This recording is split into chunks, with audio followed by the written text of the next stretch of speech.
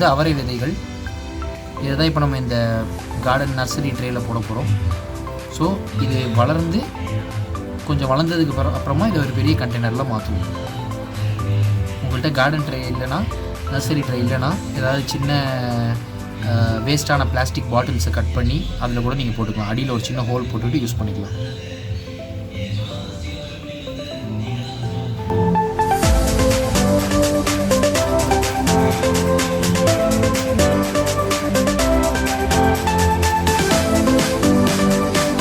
இந்த மாதிரி ட்ரே பார்த்திங்கன்னா உங்களுக்கு நர்சரிஸில் கிடைக்கும்.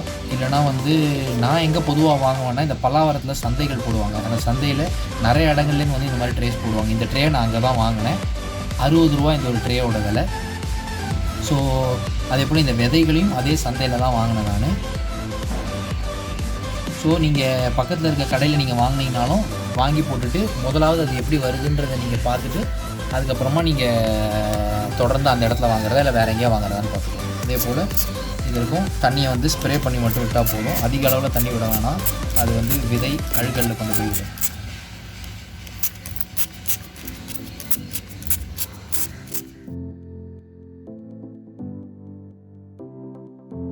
இது பார்த்திங்கன்னா ஒரு வாரத்துக்கு முன்னால் வச்ச அவரை செடி.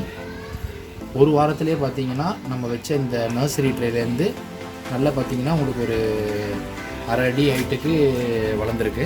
ஸோ இப்போது இதுதான் சரியான டைம் இதை தனியாக ஒரு தொட்டியில் மாற்றுறது. ஸோ வேர் பாதிக்காத வண்ணமாக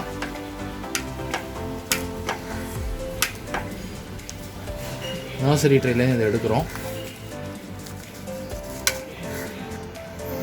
இப்போ பார்த்திங்கன்னா இதுலேருந்து வேர் பார்த்திங்கன்னா ரொம்ப வேகமாக பிடிச்சிருச்சு.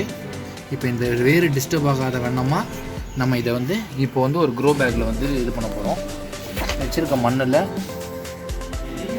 சின்னதாக ஒரு குழி நோண்டிக்கோங்க. அதில் வேர் பாதிக்காத வண்ணத்தில்